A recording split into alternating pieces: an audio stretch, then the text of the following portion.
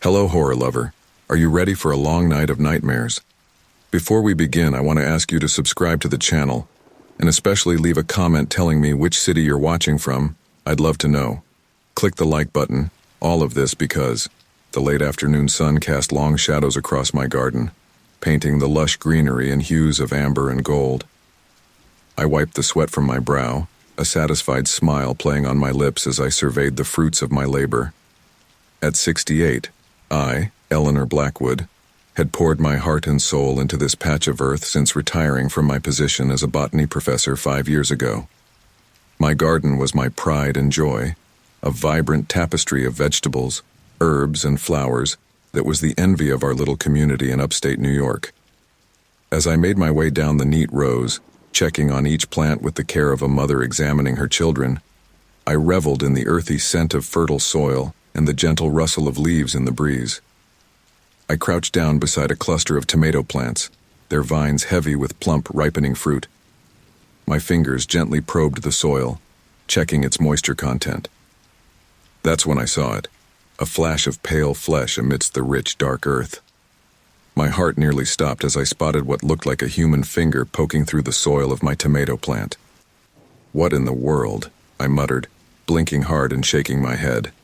Surely my eyes were playing tricks on me. I leaned in closer, my nose nearly touching the ground. No, it wasn't possible.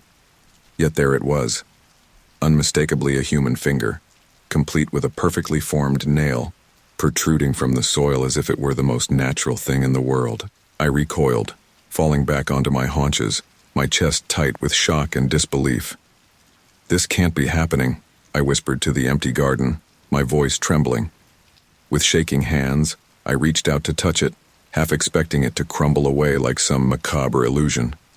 But as my fingertips brushed against it, I felt the unmistakable texture of human skin, cool and slightly yielding. A wave of nausea washed over me, and I scrambled to my feet, stumbling back from the tomato plant. My mind raced, grasping for any rational explanation. Had someone played a sick prank? Was I losing my mind? I forced myself to take deep breaths, trying to calm my racing heart. "Okay, Eleanor," I said aloud, my voice sounding strange and distant in the quiet garden. "There has to be a logical explanation for this. You're a scientist, for heaven's sake." But as I stood there, staring at the finger poking innocently from the soil, logic seemed to have abandoned me entirely. The sun dipped lower on the horizon, casting an eerie reddish glow over the garden. Shadows lengthened, and suddenly, my beloved sanctuary felt alien and threatening. I shivered, wrapping my arms around myself despite the warmth of the evening. "I need to call someone," I muttered, turning towards the house. But who? The police? They'd think I was crazy. My old colleagues at the university? They'd demand proof. And the thought of touching that thing again made my skin crawl. As I reached the back porch, I cast one last glance over my shoulder at the tomato plants. In the fading light, I could have sworn I saw the finger twitch. I practically ran inside, slamming the door behind me and leaning against it, my chest heaving. The familiar surroundings of my kitchen did little to calm my frayed nerves. Every time I closed my eyes, I saw that pale finger emerging from the dark soil. Sleep eluded me that night.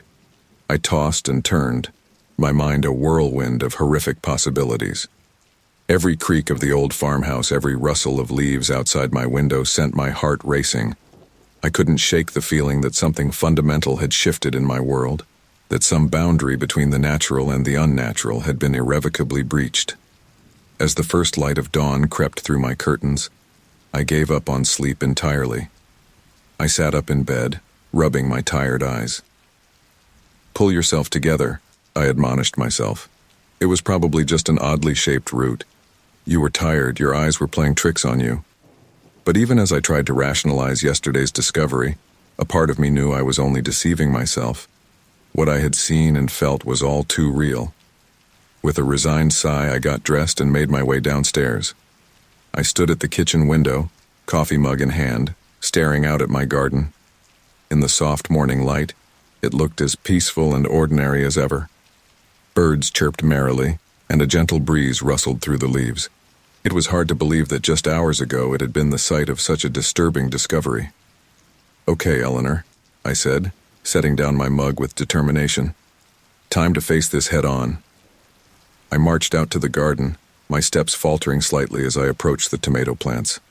My eyes scanned the ground, searching for the protruding finger, but there was nothing there, just rich, dark soil and healthy green plants. For a moment, relief washed over me.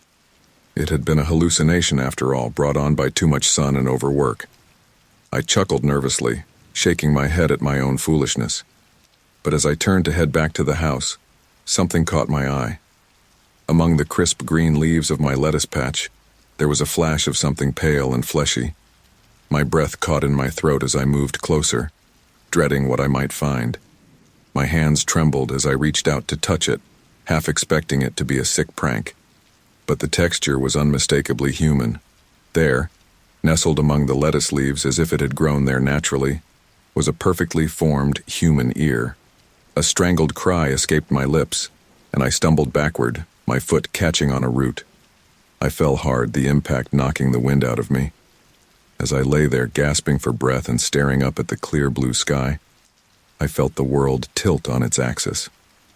"This isn't possible," I wheezed, struggling to sit up. "This can't be happening." But it was happening. And as my eyes darted around the garden, taking in the vibrant life all around me, a horrifying thought struck me. What else might be growing in my beloved garden? With a shaky determination, I forced myself to my feet and began a systematic inspection of every plant. My heart pounded in my chest as I peered under leaves and parted stems, dreading what I might find. It didn't take long to make another gruesome discovery. As I approached my thriving pea plants, something caught my eye. At first, I thought it was just an unusually large pea pod, but as I leaned in for a closer look, my blood ran cold. As I stumbled back in shock, I caught a glimpse of an eye blinking at me from within a cluster of peas, and I knew my life would never be the same. The eye, a startling blue, swiveled in its socket to fix its gaze on me. I could see every detail, the intricate patterns of the iris, the dilating pupil, even the fine network of blood vessels. It was as real and alive as my own eyes, yet here it was, growing among my peas as if it were the most natural thing in the world. "Oh God," I choked out, my legs giving way beneath me. I sank to the ground, my mind reeling. This was beyond any rational explanation, beyond anything my years of scientific study had prepared me for. As I sat there, surrounded by the impossible horrors sprouting in my once peaceful garden, I felt a hysterical laugh bubble up in my throat. Here I was, Eleanor Blackwood, respected botanist and pillar of the community, presiding over a garden that was producing human body parts instead of vegetables. "What am I going to do?" I whispered, running my hands through my gray hair. I couldn't very well serve my neighbors a salad garnished with ears, or make a stir-fry with eyeball peas. The absurdity of the thought sent me into a fit of laughter that quickly turned to sobs. I sat there in the dirt, crying and laughing by turns as the morning sun climbed higher in the sky and my garden continued its impossible growth around me. Finally, as my hysteria subsided, I took a deep breath and forced myself to think rationally. "Okay, Eleanor," I said aloud, my voice hoarse. "You're a scientist. Approach this methodically. Observe, hypothesize, test." I stood up on shaky legs and went to fetch my gardening tools and a notebook. Over the next few hours, I meticulously documented every anomaly I could find in the garden. By midday, I had a list that made my head spin. 3 fingers, 2 ears, an eye, what appeared to be the beginning of a nose, and several patches of skin growing on various plants. As I stared at my notes, a chill ran down my spine. This was no random occurrence. There was a pattern here, a horrifying logic to this impossible growth. My garden wasn't just producing random body parts. It was trying to grow entire human beings. The realization hit me like a physical blow. I sank onto the porch steps, my mind grappling with the implications. What could have caused this? Some kind of mutation? A bizarre parasite? Or something far more sinister and unexplainable? As the sun began to set, casting long shadows across my transformed garden, I knew one thing for certain. I couldn't face this alone.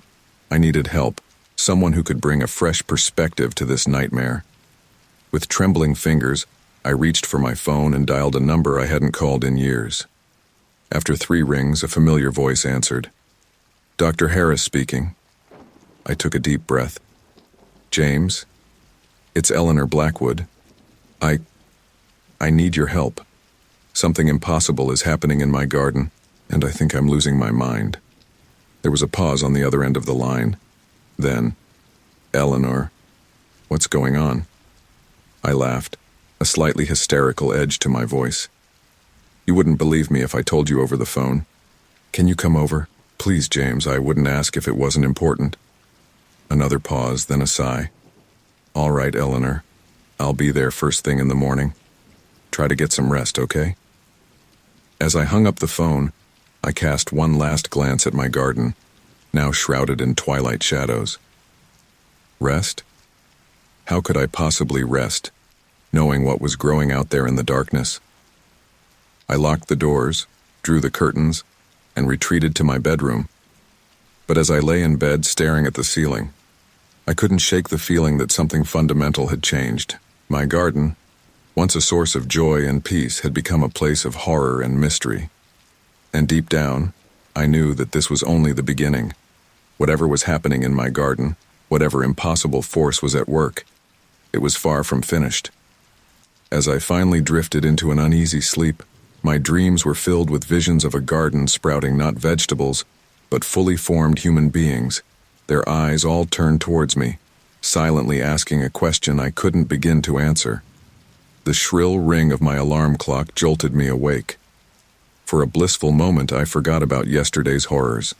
Then reality came crashing down, and my stomach churned with dread. I glanced at the clock. 6:30 a.m. James wouldn't be here for hours. I dragged myself out of bed, my joints creaking in protest. The face that greeted me in the bathroom mirror looked haggard and old, with dark circles under bloodshot eyes. I splashed cold water on my face, trying to shake off the fog of a restless night. "Pull yourself together, Eleanor," I muttered to my reflection. "You're a scientist. Approach this logically."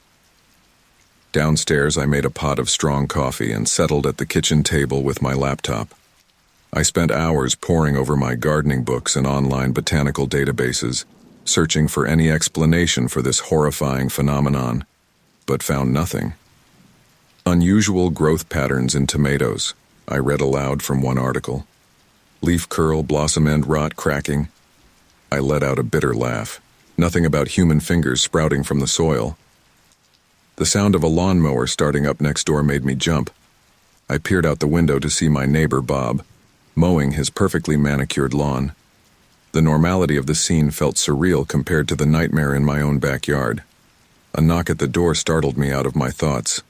I opened it to find Bob's wife, Sarah, holding a basket of muffins. "Good morning, Eleanor," she chirped. "I baked too many blueberry muffins and thought you might like some." "Oh, thank you, Sarah," I managed, trying to force a smile. "That's very kind." Sarah's brow furrowed with concern. "Are you all right, Eleanor? You look a bit pale." I hesitated, wondering for a wild moment what would happen if I told her the truth. Instead, I said, "Just a bit under the weather. Nothing to worry about." Sarah nodded sympathetically. "Well, make sure you're getting enough rest. And let me know if you need anything, okay?" As I closed the door, guilt gnawed at me. What if whatever was happening in my garden spread to the neighbors? Should I warn them? But how could I, without sounding completely insane? The clock on the wall read 10:30 a.m. Unable to bear the waiting any longer, I decided to investigate my garden further. I stepped out onto my back porch, the warm summer air carrying the scent of blooming flowers and fresh-cut grass. Everything looked deceptively normal. Birds chirped merrily, bees buzzed from flower to flower. It was hard to believe that just yards away, impossible horrors were growing. Taking a deep breath, I grabbed a shovel and approached the tomato plant where I'd first discovered the finger. My neighbor's concerned face only added to my distress as I lied about why I was frantically digging up parts of my garden. "Everything all right over there, Eleanor?" Bob called from his yard. "Pest problem?" I froze, my shovel halfway into the earth. "Oh, yes," I called back, trying to keep my voice steady. "Just checking for cutworms. You know how it is." Bob nodded knowingly. "Those little buggers can be a real pain. Let me know if you need any help." I forced a smile and a wave, then turned back to my digging, my heart pounding. With each shovelful of earth, I uncovered more disturbing growths, toes, lips, even what looked like a small hand, and my panic grew. The small hand was the worst. It was perfectly formed, like a baby's hand, complete with tiny fingernails. As I stared at it, bile rose in my throat. I dropped my shovel and stumbled to the side of the house, retching until my stomach was empty. As I leaned against the cool siding, trying to catch my breath, I heard the sound of a car pulling into my driveway. James had arrived. I hurried around to the front of the house, wiping my mouth on my sleeve. James was just getting out of his car, his salt and pepper hair ruffled by the breeze. Despite everything, I felt a wave of relief at the sight of my old colleague and friend. "Eleanor," he said, his brow furrowed with concern, "you look terrible. What's going on?" I opened my mouth to explain, then closed it again. How could I possibly put this into words? It's easier if I show you," I finally managed. "But James, I need you to promise me something first." He nodded, his expression serious. "Of course. Anything. Promise me you'll believe what I'm about to show you. Promise me you won't think I'm crazy." James's frown deepened. "Eleanor, you're one of the most rational people I know. If you say something's happening, I believe you. Now, what is it?" I led him around to the back garden, my heart pounding with each step. As we approached the area I'd been digging, I heard James's sharp intake of breath. "Good God," he whispered. "Eleanor, what am I looking at?" I gestured helplessly at the grotesque display. "I don't know, James, they just started growing. Everywhere. Fingers, ears, eyes. It's like my entire garden is trying to grow human beings." James crouched down, his face a mask of disbelief and fascination. He reached out to touch one of the growths, then pulled his hand back. "This is impossible," he murmured. "I know," I said, my voice cracking. "But it's real. I've been seeing it, touching it." "James, what's happening to my garden?" He stood up, running a hand through his hair. "I don't know, Eleanor, but we're going to figure it out. We need to take samples, run tests. Have you told anyone else about this?" I shook my head. Who would believe me? I barely believe it myself, and I'm seeing it with my own eyes. James nodded. "Good. Let's keep it that way for now. We don't want to cause a panic until we know what we're dealing with." We spent the next few hours taking soil samples, photographing the growths, and documenting everything we could. As night fell, we retreated to my kitchen, spreading our notes across the table. "It doesn't make any sense," James muttered, poring over the data. "The soil composition is normal.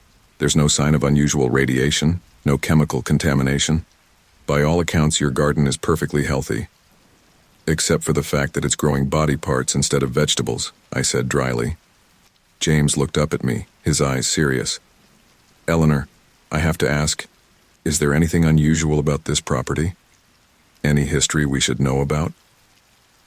I frowned, thinking back. "Not that I know of. It was just a normal farm before I bought it."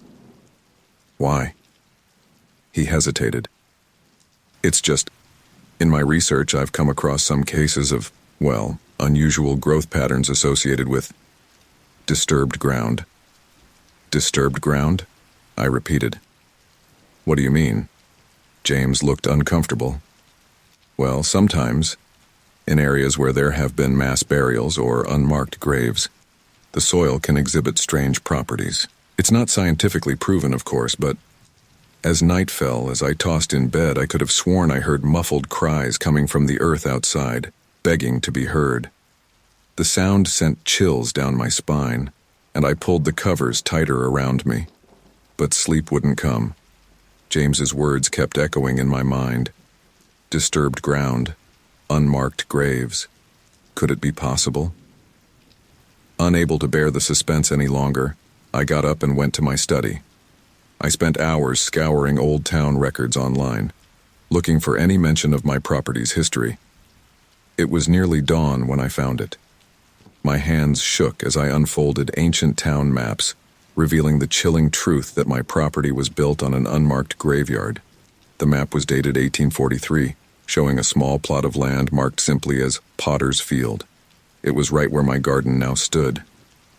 "Oh my God," I whispered, my voice sounding loud in the quiet house. "It's true. It's all true." I sat there staring at the map as the first light of dawn crept through the windows.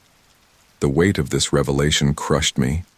My beautiful garden, my pride and joy, was growing over the bones of forgotten souls. As I stood in my garden later that morning, the weight of this revelation crushing me, I could almost feel the presence of countless souls beneath my feet. The gentle breeze felt like whispers, the rustling leaves like muffled cries. James arrived shortly after, his face grim when I showed him the map. "This changes everything," he said, his voice low. "Eleanor, we're not just dealing with a botanical anomaly anymore. This is something else entirely." I nodded, feeling numb. "What do we do now?" James was quiet for a moment, his gaze sweeping over the garden. "We need to approach this carefully. If word gets out about what's happening here, it could cause panic, not to mention the ethical implications of disturbing a burial site." "But we can't just leave it like this," I protested. "These growths, they're not natural. It's not right." "I agree," James said. "But we need to tread carefully. I have some contacts in anthropology and archaeology. Let me make some calls, see if we can get some experts involved discreetly." As James made his calls, I found myself drawn back to the garden. Standing there, surrounded by the impossible melding of plant and human, I felt a strange sense of connection to the land beneath my feet. "I'm sorry," I whispered to the earth. "I didn't know. I never meant to disturb your rest." A sudden gust of wind rustled through the plants, and for a moment I could have sworn I heard a sigh, as if the earth itself was responding to my apology. That night, as I tossed in bed, I could have sworn I heard muffled cries coming from the earth outside, begging to be heard.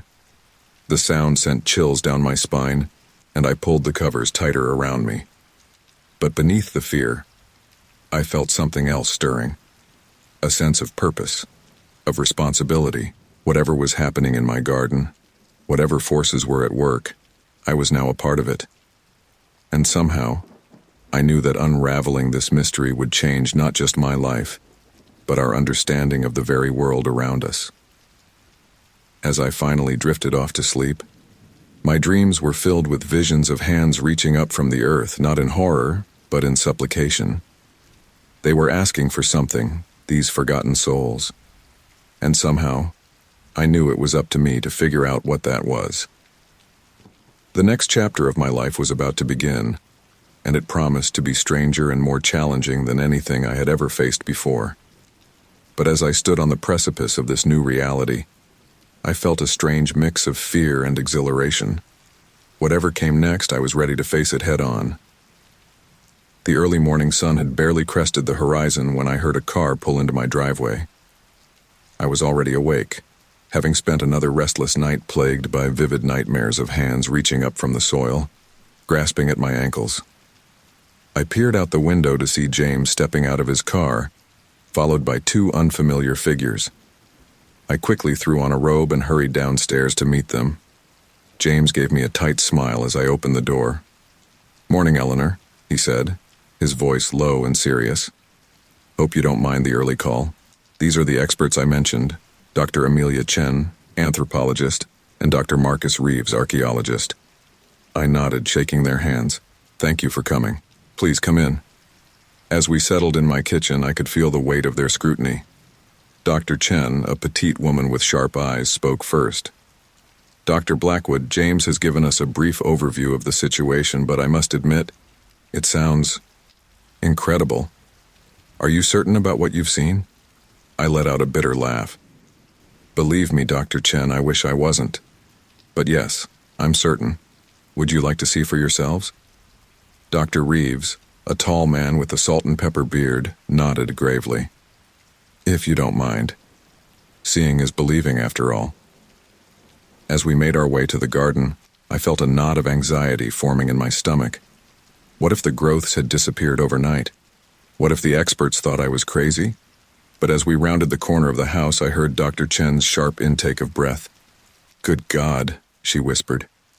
My colleague's face grew pale as I showed him the grotesque harvest, and his words about soil contamination did little to calm my racing heart. Dr. Reeves crouched down, examining a cluster of fingers protruding from beneath a tomato plant. This is unprecedented, he murmured.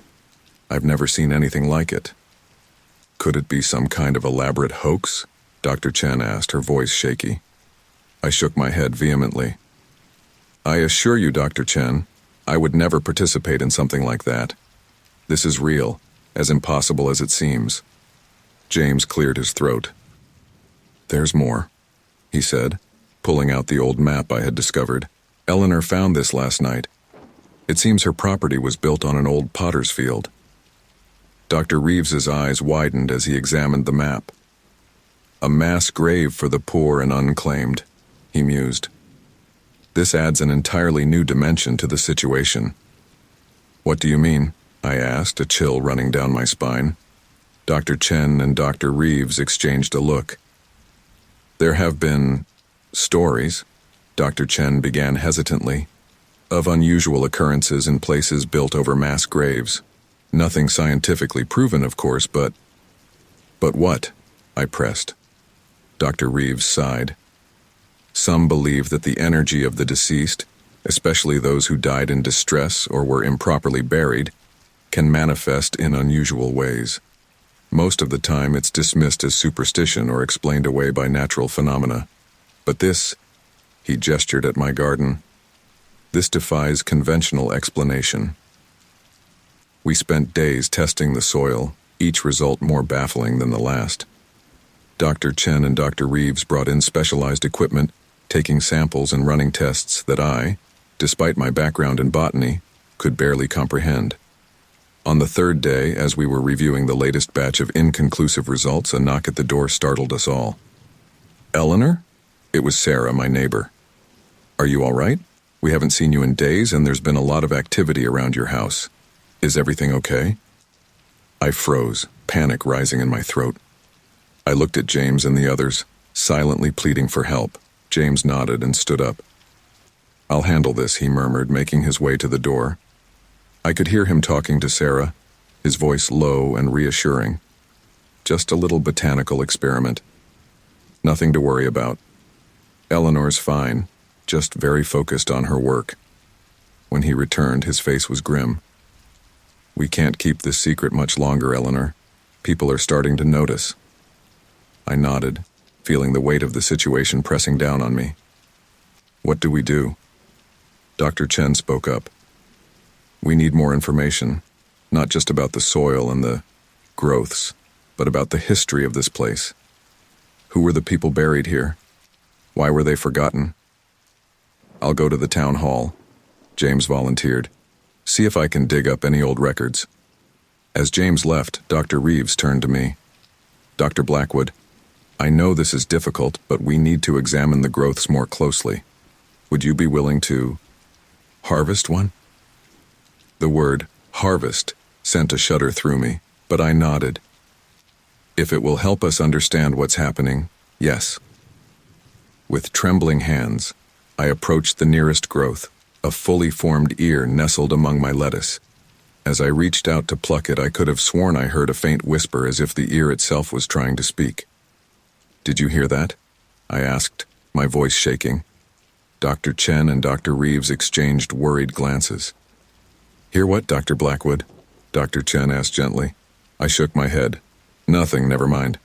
As I plucked the ear from the soil, a jolt of energy surged through me, and for a moment I felt connected to something vast and ancient. Images flashed through my mind, faces of people long dead, their eyes filled with sorrow and longing. I stumbled backward, the ear falling from my grasp. "Oh God," I gasped. "They're trying to tell us something." Dr. Reeves caught me before I could fall. "Eleanor? What happened? What did you see?" Before I could answer, James returned, his face flushed with excitement. "You won't believe what I found," he said, waving a stack of old documents. We gathered around the kitchen table as James spread out the papers. "This land," he began, "was used as a burial ground for victims of a cholera epidemic in the 1830s. Hundreds of people died, mostly poor immigrants. They were buried quickly, without proper rites, to prevent the spread of disease." "That explains the Potter's Field," Dr. Chen murmured. James nodded. "But here's where it gets interesting.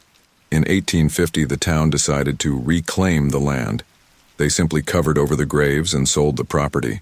The dead were forgotten, their resting place erased from official records." A heavy silence fell over the room as we absorbed this information. I felt a deep sadness welling up inside me, mixed with a growing sense of anger at the injustice done to these forgotten souls. "They were just erased?" I whispered. "As if they never existed?" Dr. Reeves nodded solemnly. "It wasn't uncommon in those times, especially for the poor and marginalized, but it doesn't make it right." As I stood in my garden, the weight of this revelation crushing me, I could almost feel the presence of countless souls beneath my feet. The gentle breeze felt like whispers, the rustling leaves like muffled cries. "They want to be remembered," I said softly. "That's what this is all about. They're using my garden to make themselves known, to prevent being forgotten again." Dr. Chen looked skeptical. "Dr. Blackwood, I understand this is an emotional situation, but we must remain scientific in our approach. We can't attribute consciousness or intent to these phenomena." But even as she spoke, a gust of wind swept through the garden, causing the plants to sway violently. In that moment, I saw something that made my blood run cold. All the human-like growth seemed to turn towards us, as if listening. "Did you see that?" I gasped. James nodded, his face pale. "I did. This is beyond anything we've encountered before." Dr. Reeves cleared his throat. I think we need to consider the possibility that we're dealing with something beyond the realm of conventional science here." As night fell, I could have sworn I heard whispers coming from the garden, sending chills down my spine. The voices were clearer now, a chorus of pleas and laments that seemed to rise from the very earth. "We need to do something," I said, my voice firm despite my fear. "We can't just ignore this. These people, these souls, they deserve to be acknowledged, to be remembered." James nodded slowly. "But how? What can we do?" I took a deep breath, an idea forming in my mind. "We start by learning their names. Every single one of them. We give them back their identities, their stories. And then we make sure they're never forgotten again." As I spoke, I felt a shift in the air, as if the very garden was listening, approving. The whispers seemed to soften, turning from laments to something almost like hope. Dr. Chen and Dr. Reeves exchanged glances. "It's unorthodox," Dr. Chen began. "But then again, so is everything about this situation," Dr. Reeves finished. "I think you might be onto something, Dr. Blackwood." As we sat there planning our next steps, I felt a strange mix of fear and determination. Whatever was happening in my garden, whatever forces we were dealing with, I knew we were on the cusp of something monumental. The truth was being unearthed in more ways than one, and I was determined to see it through to the end. The night deepened around us, but for the first time in days, I felt a glimmer of hope. We had a purpose now, a mission, and somehow I knew that in honoring the forgotten dead, we might just find a way to bring peace to my troubled garden and to the restless souls that called it home. The next morning dawned gray and overcast, matching my somber mood. I hadn't slept much, my mind racing with the implications of our discoveries. As I sipped my coffee on the back porch, watching the mist curl around the grotesque growths in my garden, I felt the weight of centuries pressing down on me. A knock at the front door startled me from my reverie. It was Dr. Chen, looking as tired as I felt. "Good morning, Eleanor," she said, attempting a smile. "I hope I'm not too early. I couldn't sleep and I thought we could get an early start." I nodded, grateful for the company. "Come in. I was just about to make more coffee." As we sat at my kitchen table, the silence between us was heavy with unspoken thoughts. Finally, Dr. Chen spoke. "Eleanor, I've been thinking about what you said last night, about remembering them, honoring them. I think you're right, but I also think we need to approach this carefully. We're dealing with forces we don't fully understand." I nodded, my hands wrapped around my warm mug. "I know. That's why I've been up all night, researching burial rites from various cultures. I thought, maybe if we could find the right way to honor them, to show respect." Dr. Chen leaned forward, her eyes bright with interest. "What have you found?" Driven by a mix of guilt and fear, I began researching burial rites from various cultures, desperate to find a way to appease the disturbed spirits. I spread out my notes on the table. In many cultures, offerings of food and drink are common. The ancient Egyptians left elaborate meals in their tombs. In Mexico, during Dia de los Muertos, families leave ofrendas, offerings, for their departed loved ones. In China, they burn joss paper, representing material goods for the dead to use in the afterlife. Dr. Chen nodded thoughtfully. "And in my own culture, we practice ancestor veneration. We keep altars in our homes, offer incense and food to our ancestors." "Exactly," I said, feeling a spark of hope. I thought perhaps if we combined some of these practices, created a sort of multicultural offering. Just then, James and Dr. Reeves arrived, carrying boxes of equipment.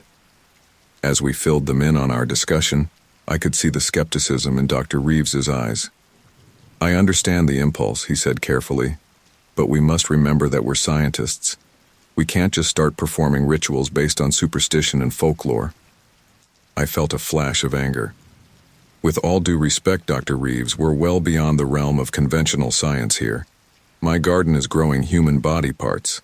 I think we can afford to be a little open-minded." James cleared his throat, clearly trying to diffuse the tension. "Why don't we compromise? We can prepare these offerings, but also set up equipment to monitor any changes in the garden. That way, we're respecting both the spiritual and scientific aspects of the situation." We all agreed and spent the next few hours preparing. I baked bread and brewed tea while Dr. Chen arranged flowers and incense. James and Dr. Reeves set up cameras and sensors throughout the garden.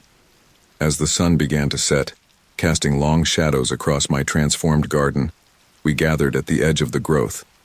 I took a deep breath, feeling both foolish and desperate.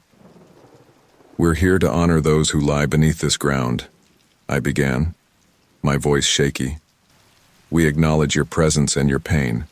We offer these gifts as a sign of respect and remembrance." As I placed the bread on the ground and poured out the tea, I felt a shift in the air. The leaves rustled, though there was no wind.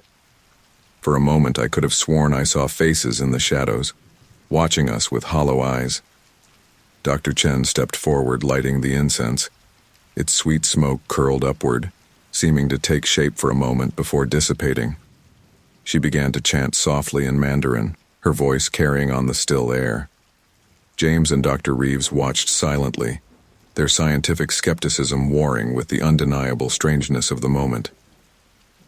As we completed our makeshift ritual, I felt a sense of something. Not quite peace, but a lessening of the oppressive atmosphere that had hung over the garden. "Did you feel that?" I whispered. Dr. Chen nodded, her eyes wide. It was like a sigh, as if something relaxed. Even Dr. Reeves looked shaken. The sensors picked up a slight change in electromagnetic fields, he muttered, checking his equipment. It could be coincidence, but we retreated to the house, all of us lost in thought. As we discussed our next steps, a noise from outside caught my attention. I went to the window and gasped. My neighbors watched with concern as I performed elaborate rituals in my garden, not understanding the terrifying truth behind my actions. "Eleanor?" Sarah called from her yard. "Is everything okay?" We saw the lights and heard chanting. "Are you having some kind of party?" I froze, panic rising in my throat. How could I possibly explain this? James came to my rescue, joining me at the window. "Good evening," he called cheerfully. "Sorry for the disturbance. We're just conducting a little botanical experiment, testing the effects of sound and light on plant growth. Nothing to worry about." Sarah didn't look entirely convinced, but she nodded and went back inside. I turned to James, gratitude and worry warring in my expression. "We can't keep this secret much longer," I said. What if it spreads? What if we've made things worse?" Dr. Reeves put a reassuring hand on my shoulder. "Let's not jump to conclusions. We'll monitor the situation overnight and reassess in the morning." But as the others left and I prepared for bed, I couldn't shake the feeling that our actions had set something in motion. Something we might not be able to control. That night, my dreams were vivid and disturbing. I saw faces emerging from the soil, mouths open in silent screams. I felt hands grasping at my ankles, pulling me down into the earth. And through it all, I heard whispers growing louder and more insistent. I woke with a start, drenched in sweat. The digital clock on my nightstand read 3:33 a.m. As I lay there trying to calm my racing heart, I heard something that made my blood run cold. Whispers, coming from the garden. With trembling hands, I reached for my robe and made my way downstairs. The full moon cast an eerie glow over the backyard as I stepped onto the porch. What I saw made me gasp in horror. For a moment, I felt hope as the human-like growths seemed to recede, only to have it shattered when I found a fully formed human eye staring at me from a sunflower. The eye, a startling blue, blinked slowly as it focused on me. Around it, the garden was in chaos. Plants were growing at an impossible rate, leaves unfurling and stems elongating before my eyes. And everywhere, human features were emerging, fingers reaching from the soil, lips parting on the sides of tomatoes, even what looked like the beginning of a face forming in the bark of my old oak tree. "Oh God," I whispered, my voice choked with terror. "What have we done?" As if in response, the whispers grew louder. I could almost make out words now, a cacophony of voices pleading, demanding, crying out for recognition. In a frenzy, I dug up more of the garden, uncovering fragments of old bones and tattered cloth, each discovery sending waves of nausea through me. My hands were bleeding, my nails torn and dirty. But I couldn't stop. It was as if something was driving me, compelling me to unearth every secret this cursed ground held. As I knelt in the dirt, surrounded by the evidence of long-forgotten lives, I felt a strange connection forming between me and the restless souls beneath. "I'm sorry," I sobbed, tears mixing with the soil on my face. "I'm so sorry. We tried to help, but we didn't understand. Please, tell me what you need. Tell me how to make this right." The whispers surged, becoming a roar that filled my head. Images flashed before my eyes, faces contorted in pain, hands reaching out in supplication, mouths open in silent screams. I saw flashes of their lives, hopes and dreams cut short, families left behind, bodies dumped unceremoniously into mass graves. And through it all, one message became clear. Remember us. Speak our names. Tell our stories. I don't know how long I knelt there, lost in that vision. When I came back to myself, the sky was lightening with the first hints of dawn. My body ached, my hands were caked with dirt, and my face was streaked with tears. But I knew what I had to do. With renewed determination, I stumbled back into the house and reached for my phone. I dialed James's number, not caring about the early hour. "Eleanor?" he answered, his voice groggy with sleep. "What's wrong?" "James," I said, my voice hoarse but firm. "I know what we need to do. Call the others. We have work to do." As I hung up, I caught a glimpse of myself in the hallway mirror. I barely recognized the wild-eyed, dirt-streaked woman staring back at me, but behind the fear and exhaustion in my eyes, there was something else: purpose, determination, and a fierce, burning need to right a centuries-old wrong. Whatever it took, whatever price I had to pay, I would give these forgotten souls the recognition they deserved. I would speak their names, tell their stories, and ensure that they were never forgotten again. As the sun rose on a new day, I stood at my window, looking out at the garden that had become both my nightmare and my mission. The grotesque growths seemed to turn towards me, as if sensing my resolve. "I hear you," I whispered. "I see you. And I promise your stories will be told." A gentle breeze rustled through the garden, and for a moment, I could have sworn I heard a sigh of relief. The battle was far from over, but for the first time since this nightmare began, I felt a glimmer of hope. Whatever came next, I was ready to face it. For myself, for my garden, and for the countless souls whose stories had been buried for far too long. The next few days passed in a blur of feverish activity. James, Dr. Chen, Dr. Reeves, and I worked tirelessly, poring over old records, cross-referencing historical documents, and piecing together the forgotten stories of those buried beneath my garden. We set up a makeshift command center in my living room, with laptops, stacks of papers, and cups of cold coffee covering every surface. As we delved deeper into the past, the garden continued its grotesque transformation. Each morning, I would wake to find new horrors sprouting among my once beautiful plants. But now, instead of revulsion, I felt a strange sense of anticipation. Each new growth was a message, a plea for recognition from those long forgotten. It was on the 5th day that everything changed. I woke up one morning to find vine-like tendrils creeping across my skin, and I realized with horror that the garden's influence was spreading to me. "James!" I called out, my voice shaking. "James, come quick!"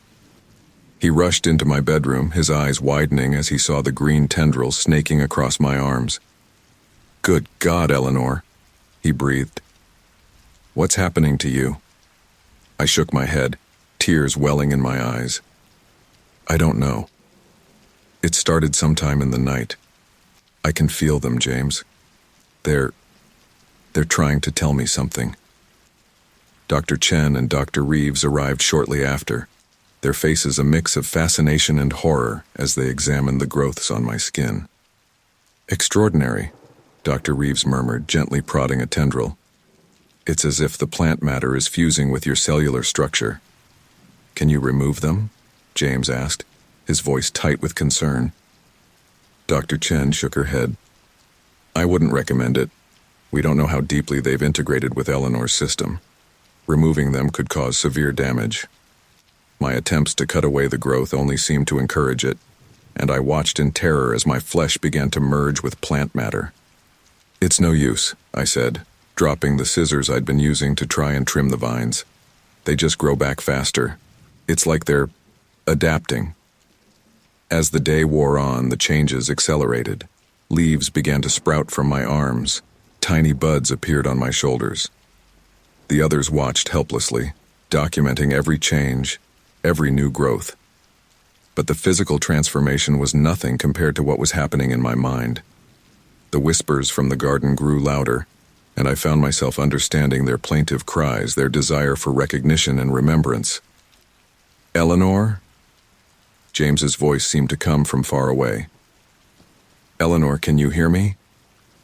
I blinked, realizing I'd been staring blankly at the wall for who knows how long. "Yes," I said, my voice sounding strange to my own ears. "Yes, I can hear you. But I can hear them too, James. So many voices. So many stories."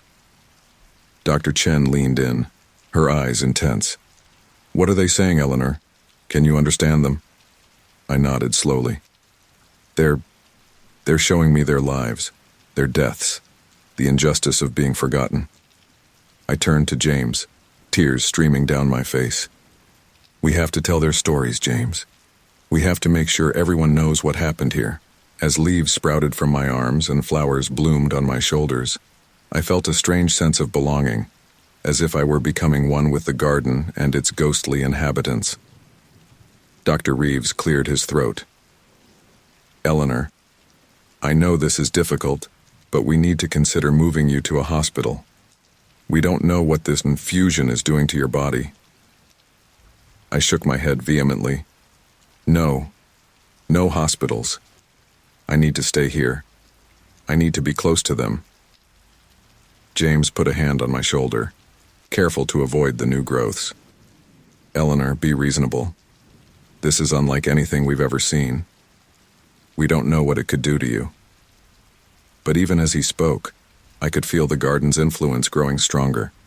The voices in my head were becoming clearer, more insistent, and with them came knowledge, names, dates, fragments of lives long lost to time. "Maria Rossi," I said suddenly. She was 23 when she died of cholera in 1832. She had 2 young children. They survived but were sent to an orphanage. I turned to Dr. Chen, my eyes wide. How did I know that? That information wasn't in any of our records. Dr. Chen shook her head, her scientific skepticism warring with the impossible evidence before her. I don't know, Eleanor. This is beyond anything in my experience." As the day wore on, more names and stories poured out of me. John O'Malley, an Irish immigrant who died building the railroad. Sarah Tanner, a midwife who succumbed to the same epidemic she was fighting. Hundreds of names, hundreds of stories, each one burning in my mind like a beacon. Night fell, and with it came a new phase of my transformation. As I lay in bed surrounded by my concerned friends, I could feel my consciousness expanding, connecting with the spirits of the earth. "They're all around us," I whispered. "Can't you feel them?" James squeezed my hand, his face etched with worry. "No, Eleanor, we can't feel them. But we believe you. We're here for you." As the clock struck midnight, a surge of energy coursed through me. I sat up with a gasp, my eyes wide. "It's time," I said, my voice resonating with a power that wasn't entirely my own. "They're ready to be heard." Before anyone could stop me, I was out of bed and moving towards the garden. The others followed, calling out to me, but their voices seemed distant and unimportant. As I stepped into the moonlit garden, I felt a sense of homecoming. The grotesque growths turned towards me, reaching out as if in welcome. And in that moment, I understood what needed to be done. My last fully human thought was a mix of fear and acceptance as I felt my consciousness expanding, connecting with the spirits of the earth. "Eleanor, stop!" James cried out. "Don't go any further." But it was too late. As I stepped into the heart of the garden, I felt the earth shift beneath my feet. Roots burst from the ground, wrapping around my legs. The vines on my arms grew rapidly, binding me to the plants around me. And then, in a moment of transcendent clarity, I understood. This was never about just remembering the dead. It was about becoming a bridge between worlds, a living memorial to those who had been forgotten. As my body fused with the garden, I felt hundreds of consciousnesses flooding into my mind. Their memories became my memories, their pain my pain, their longing for recognition my purpose. I turned to my friends, seeing the horror on their faces. But I felt no fear, only a profound sense of peace and purpose. "Don't be afraid," I said, my voice echoing with countless others. "This is how it must be. This is how they will be remembered." James stepped forward, tears in his eyes. "Eleanor, please, come back to us.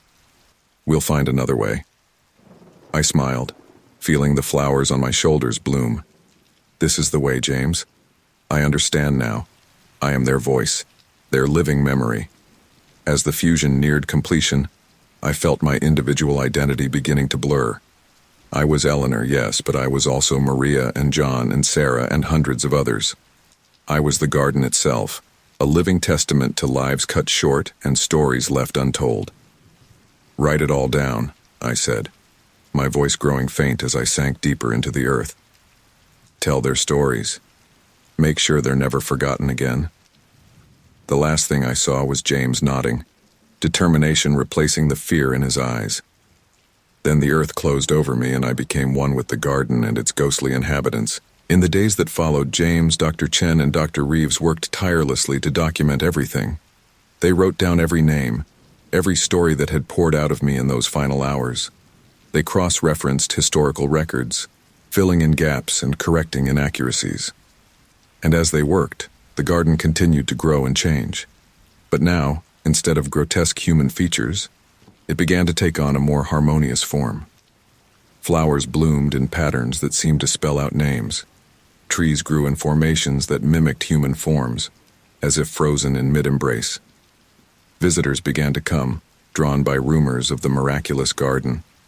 And as they walked its paths, they found themselves overcome with emotions and memories that weren't their own. They left with tears in their eyes and a deep understanding of the lives that had been lost and forgotten. The garden became a living memorial, a place where the past and present intertwined.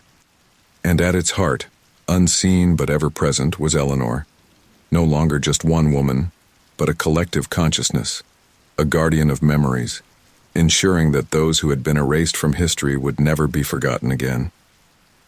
As for James, Dr. Chen, and Dr. Reeves, they knew their work was far from over. There were more stories to uncover, more injustices to right. But as they stood at the edge of the transformed garden, watching visitors walk its paths with wonder and reverence, they knew that something profound had been achieved. "Do you think she's at peace?" Dr. Chen asked softly, gazing at a particularly beautiful rose bush that seemed to sway in a non-existent breeze. James nodded, a sad smile on his face. "I think they all are. Thanks to Eleanor, they've finally been heard." As night fell, and the garden glowed with a soft, otherworldly light, a gentle whisper seemed to float on the air. A chorus of voices, with Eleanor's among them, saying simply, "Remember us."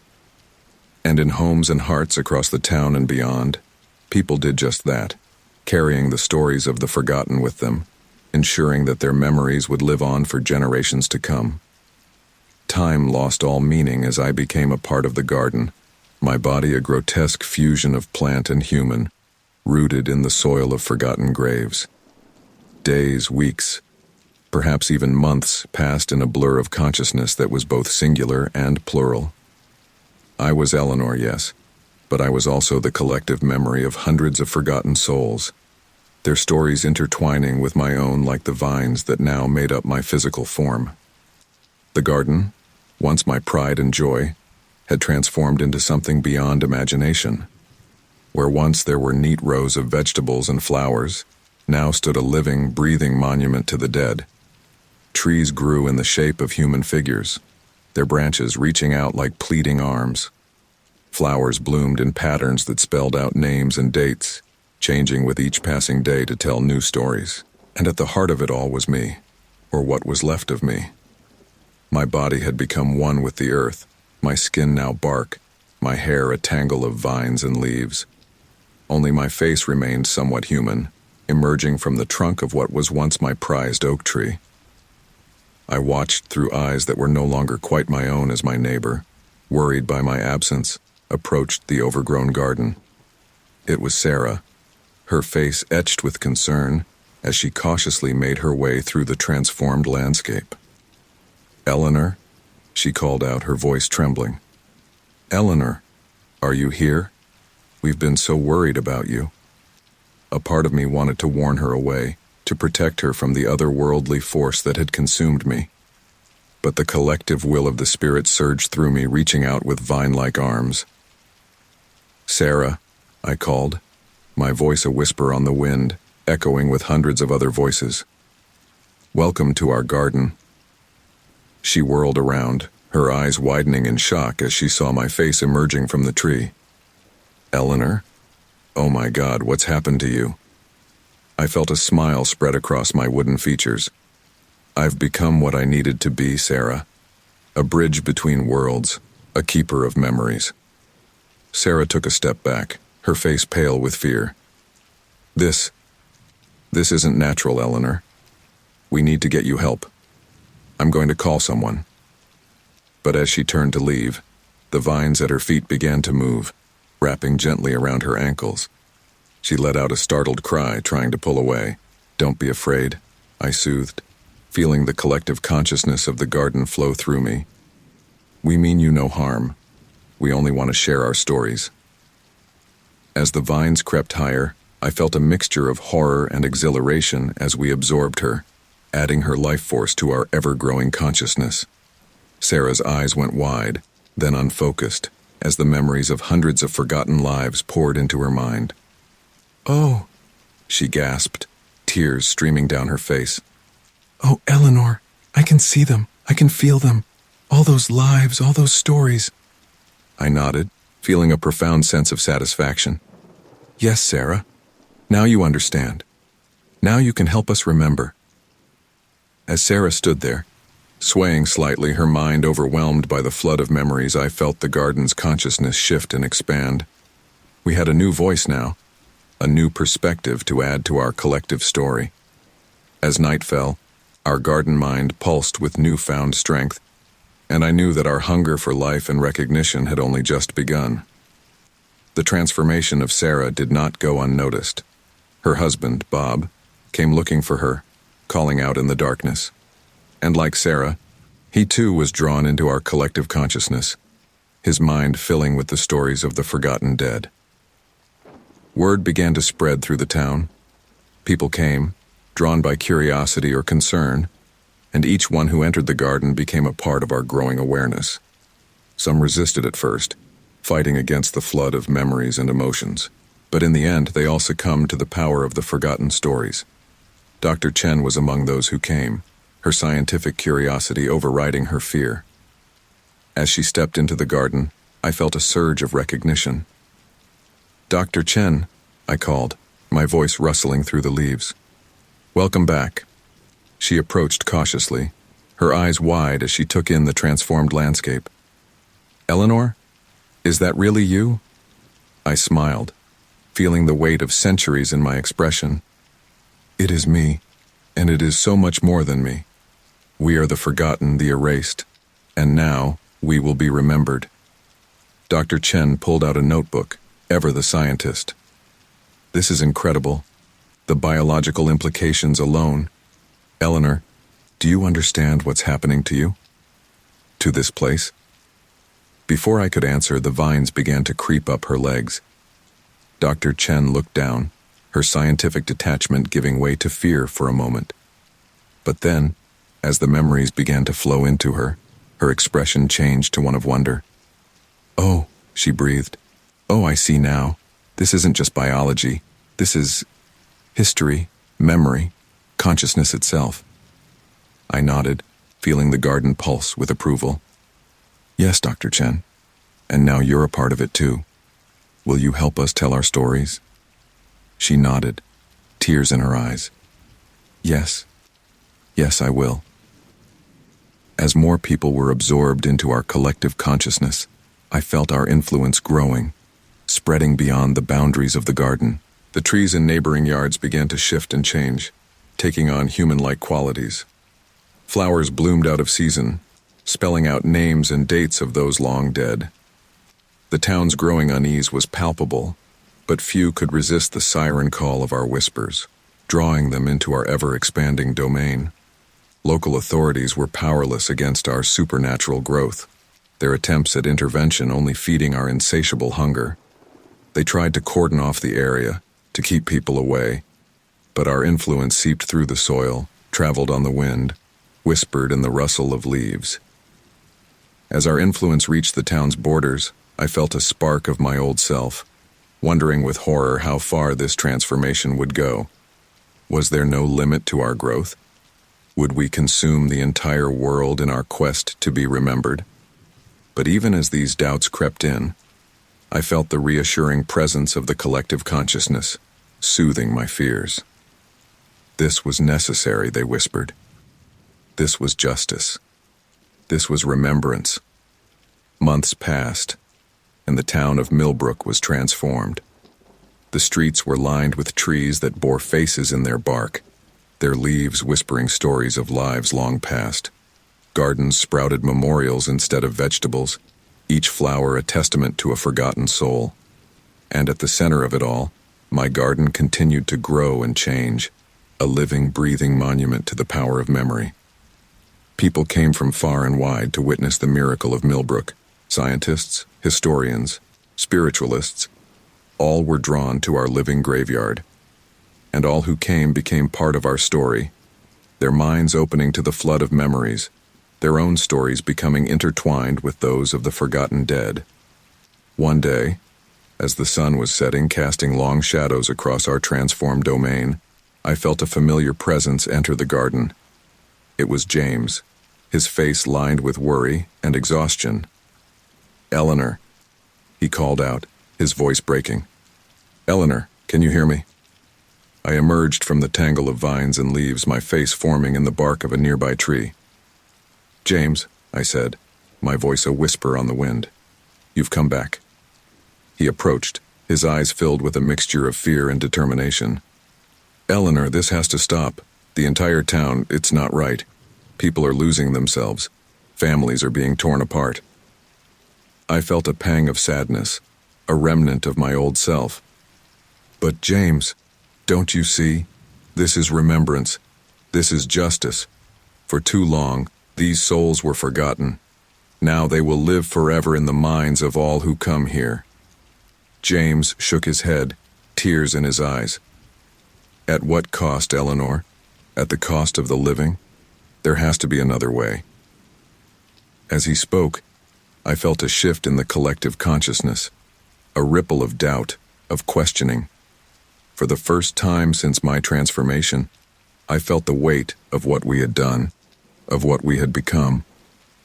"James," I said, my voice heavy with the weight of countless souls. "What would you have us do?" He took a deep breath, squaring his shoulders. "Let them go, Eleanor. All of them. Find a way to honor the dead without consuming the living. Build a memorial, write their stories, but let the people of Millbrook live their own lives." His words resonated through the garden, stirring up a whirlwind of whispers and emotions. I felt the collective consciousness roiling, torn between the desire for eternal remembrance and the recognition of the harm we had caused. For a long moment, everything was still. The wind died down, the rustling of leaves ceased. It was as if the entire town held its breath, waiting for our decision. Then, slowly, I felt a change begin. The vines loosened their grip on the townspeople. The trees began to straighten, their human-like features softening. Flowers returned to their natural states, no longer spelling out names and dates. "You're right, James," I said, feeling a profound sense of both loss and relief. "We've gone too far. It's time to find a balance." As I spoke, I felt my own consciousness begin to separate from the collective. It was painful, like tearing off a part of myself, but it was necessary. Slowly, painfully, I began to disentangle myself from the garden. My human form began to re-emerge, shaky and weak, but my own. James rushed forward to catch me as I stumbled, no longer supported by the vines and roots. "Eleanor," he breathed, holding me close. "You're back." I looked up at him, my eyes filled with tears. "Not entirely," I said softly. "I'll always be a part of them now. But you're right. We need to find a better way." As the sun set on Millbrook, the town began to return to normal. People emerged from their homes, blinking in confusion as if waking from a long dream. The unnatural growth receded, leaving behind a changed but recognizable landscape. But the memories remained. Every person in Millbrook now carried with them the stories of the forgotten dead. And in the center of town, where my garden once stood, a new memorial began to take shape. Not a living, consuming force, but a place of quiet reflection and remembrance. As I stood with James watching the transformation, I felt a deep sense of peace. We had found a way to honor the dead without sacrificing the living. And in doing so, we had created something truly remarkable, a town where the past and present coexisted in harmony, where every citizen was a keeper of memories. The whispers of the forgotten dead were quieter now, but they were not gone. They lived on in the hearts and minds of all who had experienced our living graveyard. And I knew that as long as there were people to remember, to tell their stories, the forgotten would never truly die. As night fell on the newly transformed Millbrook, I turned to James, a small smile on my face. "There's still work to do," I said softly. He nodded, taking my hand. "Yes, there is, but this time we'll do it together, the right way." And as we walked through the quiet streets, I felt the gentle presence of the forgotten souls, not consuming now, but accompanying us. Their whispers were a gentle reminder of the power of memory and the importance of honoring those who came before us. The living graveyard had served its purpose. Now, it was time for a new chapter, one where the living and the dead could coexist in harmony, each honoring the other in their own way. Days blended into nights as our garden mind expanded, sending roots deep into the surrounding properties. The transformation of Millbrook continued at an alarming rate, far beyond what any of us had anticipated. What had started in my backyard was now a town-wide phenomenon, and it showed no signs of stopping. I stood at the edge of what used to be my garden, my body still a strange fusion of plant and human. James stood beside me, his face etched with worry as we surveyed the changed landscape. "It's spreading faster than we thought," he murmured, running a hand through his graying hair. "The whole town is changing." I nodded, feeling the pulse of countless consciousnesses flowing through me. "They're all connected now, James. Every plant, every patch of soil, it's all part of us." As if to emphasize my point, a nearby rosebush suddenly sprouted what looked like human fingers, reaching towards us. James flinched, but I felt only a sense of recognition. "That's Mrs. Abernathy," I said softly. "She died in the cholera epidemic of 1832. She's trying to tell us something." James shook his head, a mix of awe and fear in his eyes. "Eleanor, it's beyond anything we could have imagined. How do we control it?" Before I could answer, we heard a commotion from down the street. A crowd had gathered around the old Peterson house, their voices raised in a mix of fear and wonder. As we approached, I saw what had caught their attention. The Petersons' prized apple tree, which had stood in their front yard for generations, had transformed overnight. Its trunk now bore the distinct features of a human face, its branches twisted into the shape of arms reaching towards the sky. Mrs. Peterson stood on her porch, tears streaming down her face. "What's happening?" she cried as she saw us approach. "Eleanor, James, please. What's happening to our town?" I felt a surge of guilt and responsibility. This was, after all, my doing. Even if I hadn't intended it, the spread had started with me. "Mrs. Peterson," I said, my voice carrying an otherworldly resonance that made several people step back. "Your tree, it's not just a tree anymore. It's become a vessel for memories, for stories that have long been forgotten." As I spoke, the face in the tree became more distinct. Its wooden lips parted, and a sound like rustling leaves filled the air. "Listen," I urged the crowd. "Listen to what it has to say." And as we stood there in the middle of the transformed street, the tree began to speak. It told the story of John Peterson, Mrs. Peterson's great-great-grandfather, who had planted the tree when he first settled in Millbrook. It spoke of his struggles, his triumphs, and the legacy he had left behind. Mrs. Peterson's eyes widened in recognition. That's our family history," she whispered. "Things I'd only heard in old stories passed down through generations."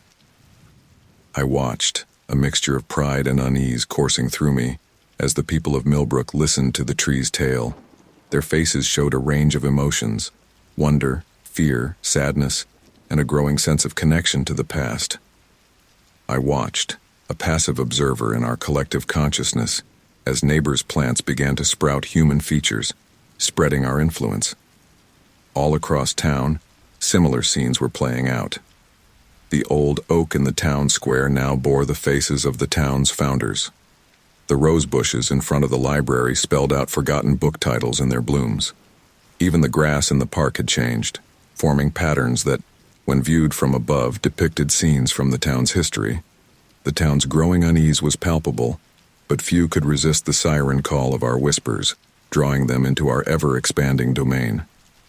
Mayor Thompson called an emergency town meeting that evening. The high school gymnasium was packed, the air thick with tension and the sweet, earthy smell of our transformed flora. "People of Millbrook," the mayor began, his voice shaking slightly, "we are facing an unprecedented situation. Our town is changing, and we need to decide how to move forward." A cacophony of voices erupted, fear and anger mingling with awe and curiosity. "It's not natural," someone shouted. "We need to stop it." "But think of what we're learning," another voice countered. "Our whole history coming alive before our eyes." I stood at the back of the room with James, feeling the weight of every gaze upon us. The mayor spotted us and gestured for us to come forward.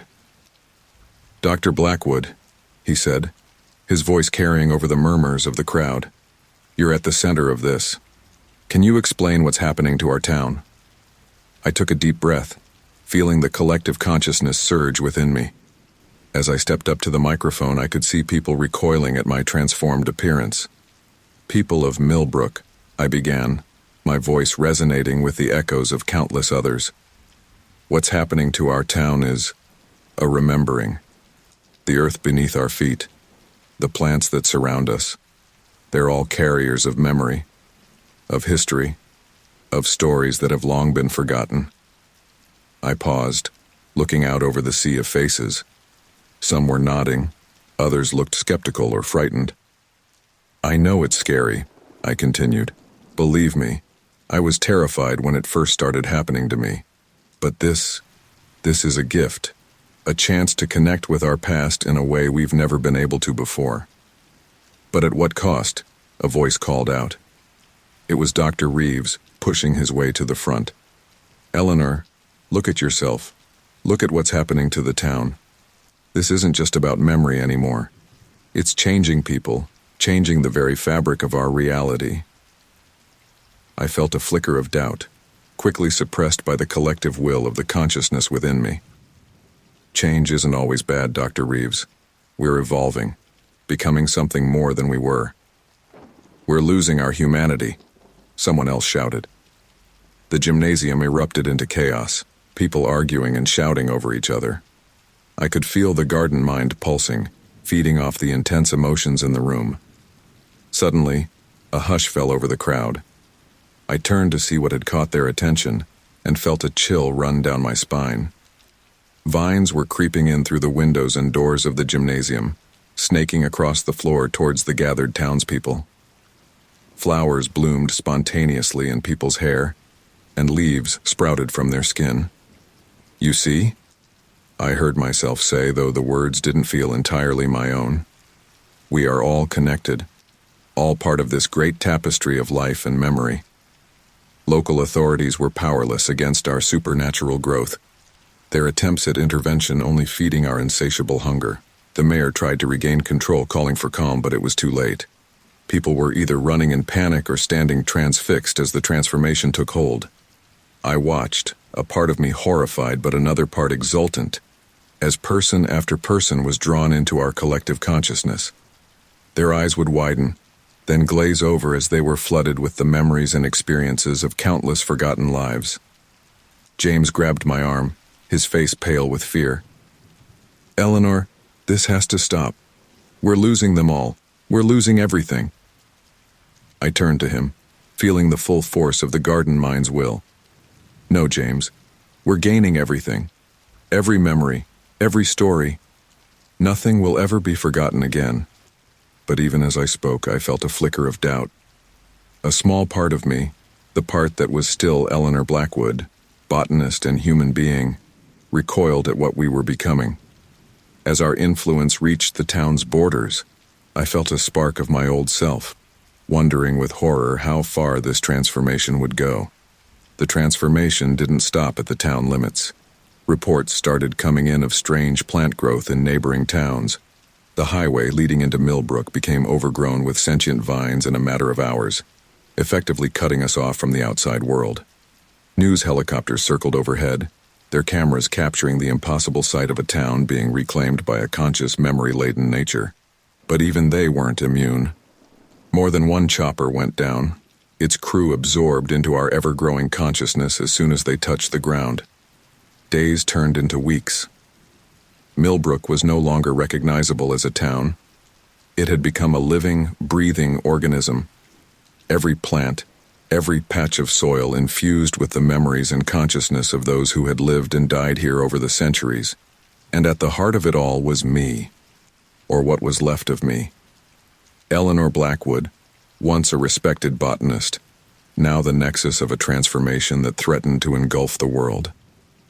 As I stood on what used to be Main Street, now a canyon of towering, sentient trees and memory-laden flowers, I felt the weight of what we had become. "What have we done?" I whispered. My voice carried on a breeze that whispered back with the voices of 1,000 forgotten souls. James, who had somehow managed to retain his humanity throughout the transformation, stood beside me. His eyes were sad as he surveyed the changed landscape. "We wanted to remember, Eleanor," he said softly. "We wanted to honor the forgotten. But this isn't remembrance. It's consumption." I nodded, feeling the truth of his words resonate through the vast network of consciousness that I was now a part of. "But how do we stop it?" I asked, my voice trembling. "How do we undo what's been done?" Before James could answer, we heard a commotion in the distance.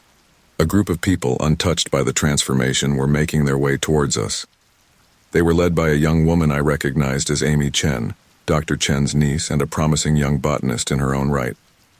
"Dr. Blackwood," Amy called out as they approached, "we've found something, a way to potentially reverse the spread." I felt a surge of hope, quickly tempered by the collective will of the garden mind.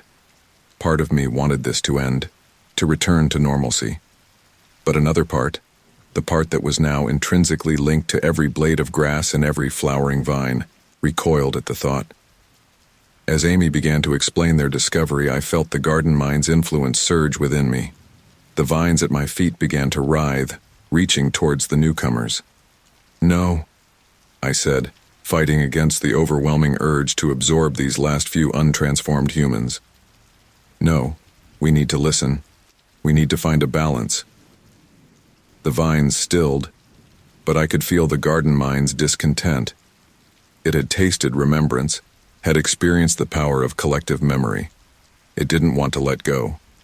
But as I looked at James, at Amy and her group, I knew we had to find a way. We had started this with the best of intentions, to honor the forgotten, to give voice to silenced stories. But in our quest for remembrance, we had lost sight of the living. "Tell me," I said to Amy, fighting to keep my voice steady. "Tell me what you found." As she began to speak, I felt the garden mind listening, considering. And for the first time since this transformation began, I felt a glimmer of hope. Hope that we could find a way to honor the past without sacrificing the future. Hope that Millbrook, and perhaps the world, could be saved from the all-consuming power of memory run amok. The path ahead would be difficult, the outcome uncertain. But as I stood there, caught between the world of the living and the vast consciousness of forgotten lives, I knew one thing for certain. The next chapter of our story was about to begin. And this time, we would strive for balance, a way to remember the past without being consumed by it. The sun rose over a Millbrook that was barely recognizable. Where once stood neat rows of houses and well-manicured lawns, now a dense, sentient forest thrived. The air was thick with the sweet scent of otherworldly flowers and the constant whisper of leaves that seemed to speak in forgotten tongues. I stood at what used to be the town square, my body a grotesque fusion of plant and human, feeling the pulse of countless consciousnesses flowing through me. James was by my side, one of the few who had managed to resist full absorption into our collective mind. "They're coming," I said, my voice a rustle of leaves and creaking bark. "I can feel them," James nodded grimly. "Amy and her team. They think they've found a way to stop this." As if on cue, we heard the sound of approaching footsteps.